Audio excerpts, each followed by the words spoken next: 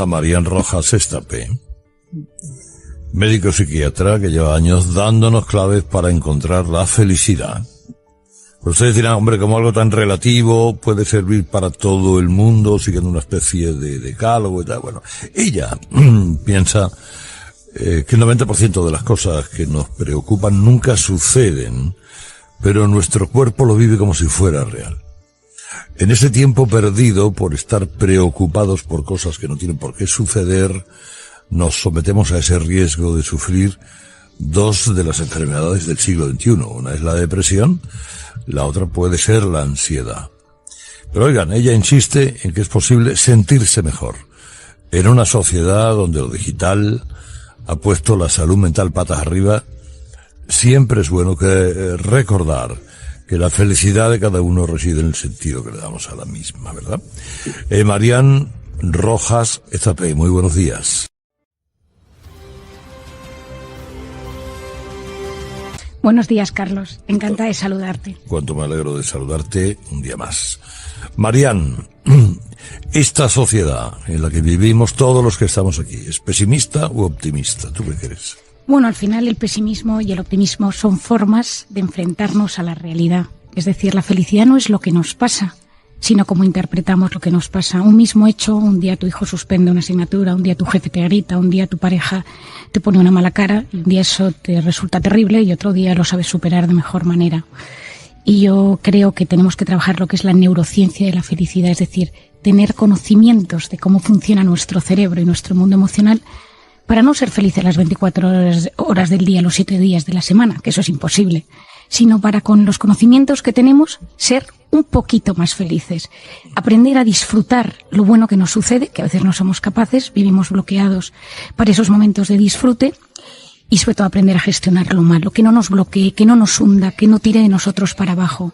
Y a veces parte del problema de la vida es que las pequeñas cosas buenas nos impedimos disfrutarlas y las malas nos hunden, nos mortifican y nos llevan a nuestra peor versión. Decía yo antes, no sé si me he colado, depresión y ansiedad, enfermedades del siglo XXI. Efectivamente. ¿Por qué? Porque la felicidad consiste en vivir instalado de forma sana y equilibrada en el presente, es decir, conectar con mi presente de la mejor manera posible, habiendo superado las heridas del pasado y mirando con ilusión al futuro. Los que viven enganchados en el pasado son los depresivos. Los que viven enganchados en el pasado, en la culpa, en el fantasma, en la herida, en el trauma, son los depresivos. Los que viven angustiados por el futuro, los miedos, la falta de control sobre lo que pasará, esos son los ansiosos. Ahí está la ansiedad. La ansiedad es la enfermedad del futuro. ¿Qué pasará? ¿Cómo lo controlaré? ¿Cómo llegaré? ¿Qué pasará con mi familia, con mi dinero, con mi salud?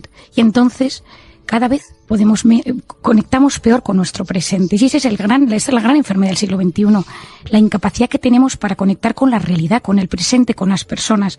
Conectamos con nuestro pasado constantemente, nos vamos hacia atrás.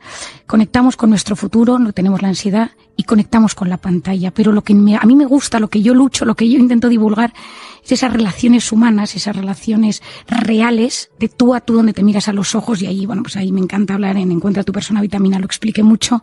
La oxitocina, esa hormona que se activa cuando miramos a los ojos de alguien y no le juzgamos, le damos esos abrazos largos y apasionados, esas caricias, ese te quiero y te doy paz cuando tú estás en guerra y no te juzgo cuando lo estás pasando mal.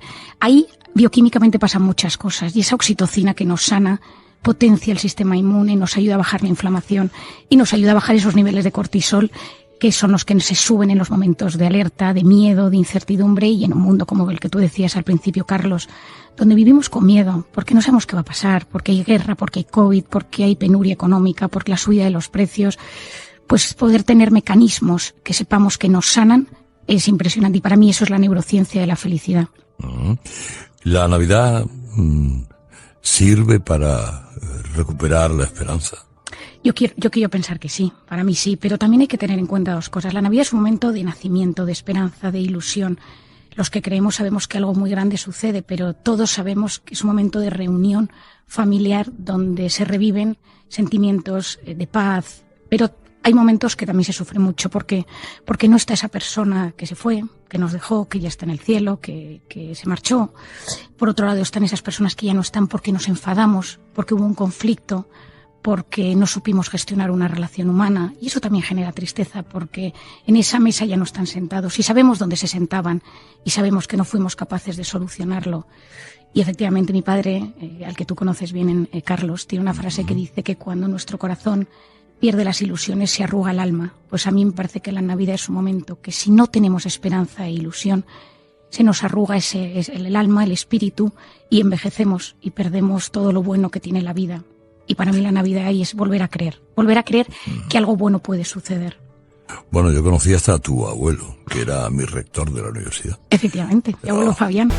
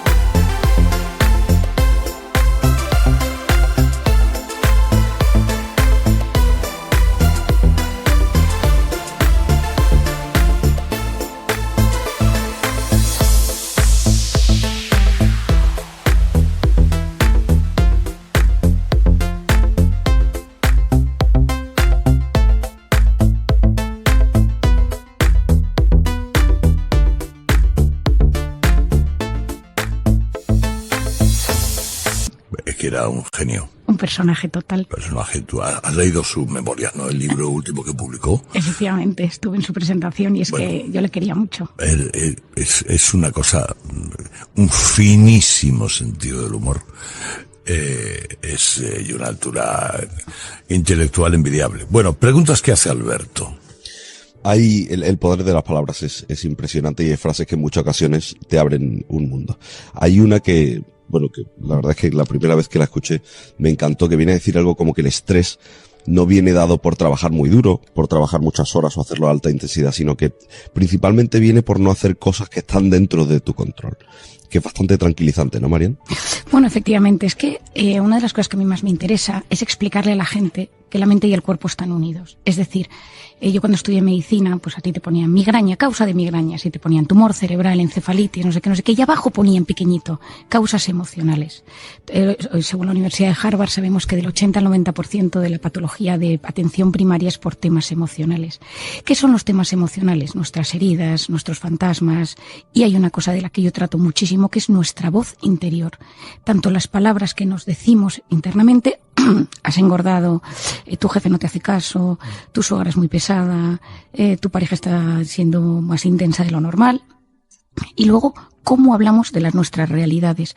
Las palabras impactan directamente en nuestras células, impactan directamente en nuestros telómeros, que son los capuchones de los cromosomas.